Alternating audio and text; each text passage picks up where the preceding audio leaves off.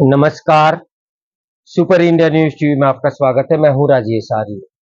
आइए देखते हैं आज का विशेष समाचार। बंगाल में बांग्लादेश शरीके हालात।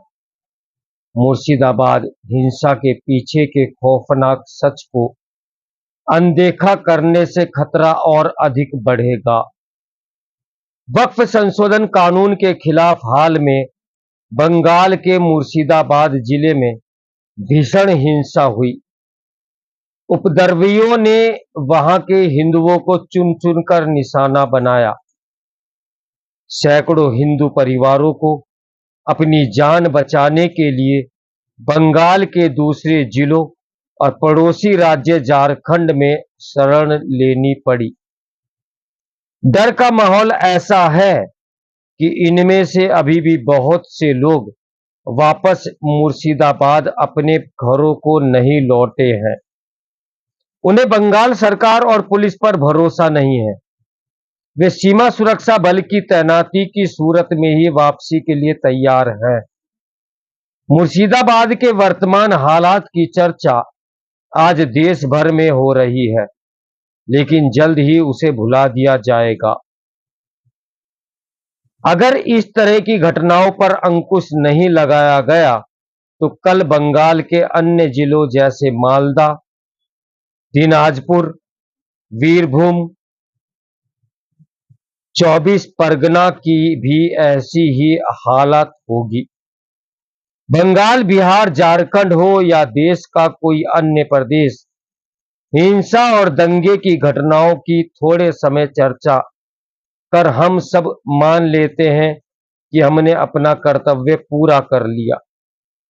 क्या हमने कभी यह पता लगाया कि मुर्शिदाबाद की तरह से अन्य इलाकों से आतंक और भय के चलते पलायन करने वाले परिवार अब कहां हैं और किस हाल में हैं?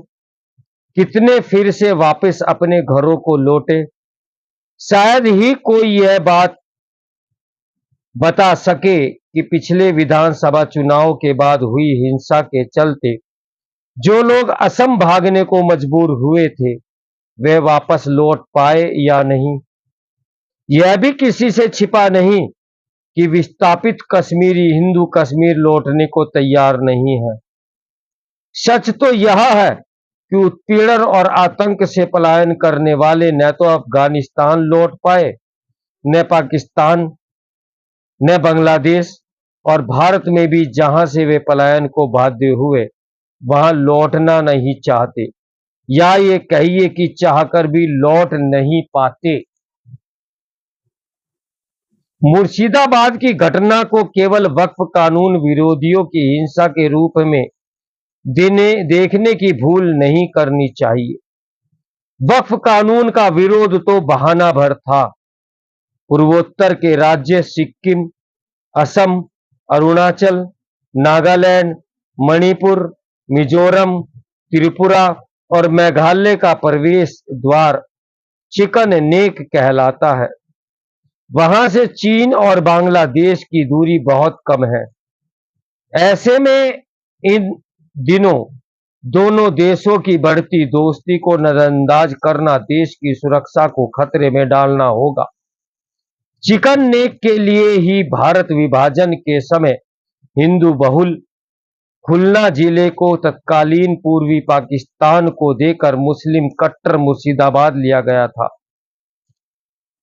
1941 की जनगणना में खुलना जिले में हिंदू 58.29% थे।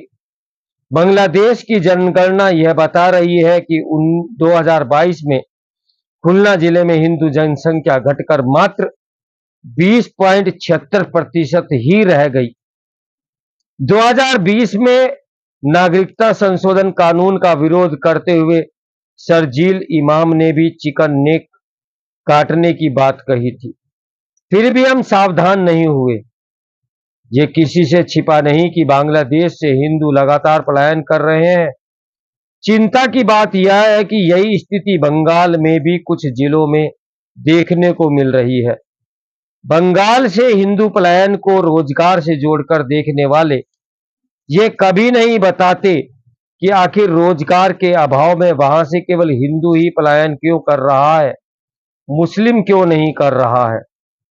वर्ष 1951 में 2011 के बीच देश में मुस्लिम जनसंख्या 4.31% बढ़ी, पर मालदा जिले में 14.30% और मुर्शिदाबाद में 11.2% बढ़ी। विभाजन के समय मालदा जिला मुस्लिम बहुल नहीं था, पर अब मुस्लिम बहुल हो गया है। कारण बांग्लादेश से मुस्लिम आबादी की घुसपैठ है। दिनाजपुर जिला अब 2 जिलों में विभाजित हो गया है और उत्तरी दिनाजपुर जिले को ही चिकन नेक कहा जाता है। 2011 में उत्तरी दिनाजपुर जिले में मुस्लिम जनसंख्या बढ़कर 49.92% हो गई, यानी वह भी मुस्लिम बहुल हो गया। बंगाल के अन्य जिलों में मुर्शिदाबाद उत्तरी दिनाजपुर बनने की राह पर है। जब असम में बांग्लादेश से होने वाली मुस्लिम घुसपैठ के खिलाफ 1980 में आंदोलन शुरू हुआ, तब इस्लामिक कट्टरपंथी बांग्लादेशी मुसलमानों को असम से बाहर और मुख्यतः बंगाल भेजने लगे। इसके चलते 1961 से 1971 तक 1971 से 1981 के बीच बंगाल में जो मुस्लिम जनसंख्या वृद्धि दर 29.76 से घटकर 29.55% हो गई थी, वह 1981 से 1991 के बीच अचानक बढ़कर 36.89% हो गई है। पाकिस्तान के प्रधानमंत्री रहे जुल्फिकार अली भुट्टो ने अपनी एक पुस्तक में लिखा है कि विभाजन के समय पूर्वी पाकिस्तान की जितनी जमीन मिलनी चाहिए उतनी नहीं मिली। वामपंथी नेता हो या ममता बनर्जी, बंगाल में मुस्लिम वोट बैंक की राजनीति उनकी मजबूरी है। समाचार पत्रों में ये कई बार छप चुका है कि बांग्लादेश के आतंकी संगठन बंगाल सहित देश के अन्य हिस्सों में मुसलमानों को उकसा रहे हैं। जब गांधी जी जैसे बड़े सेकुलर नेता देश का विभाजन, हिंदुओं के नरसंहार और उनका पलायन रोकने में असफल हो गए, तो क्या आज के तथाकथित सेकुलर नेता मुर्शिदाबाद, मालदा जैसे इलाकों से गैर मुस्लिमों को की प्रताड़ना रोक पाएंगे? शांति के अग्रदूत भगवान बुद्ध की मूर्ति को अफगानिस्तान में टूटते हुए सबने देखा। गुरु ग्रंथ साहिब को कैसे बचाकर भारत लाया गया, यह भी किसी से छिपाया हुआ नहीं है। मुर्शिदाबाद की हिंसा के पीछे के खौफनाक सच को अनदेखा करने से खतरा और बढ़ेगा। आज आवश्यकता इसकी है कि इस बड़े खतरे से निपटने की योजना बनाई जाए और उस पर त्वरित कार्रवाई की जाए। तो मेरे साथ बने रहे सुपर इंडिया न्यूज टीवी की ब्रेकिंग न्यूज के लिए। नमस्कार, मैं हूं राजेश आर्य।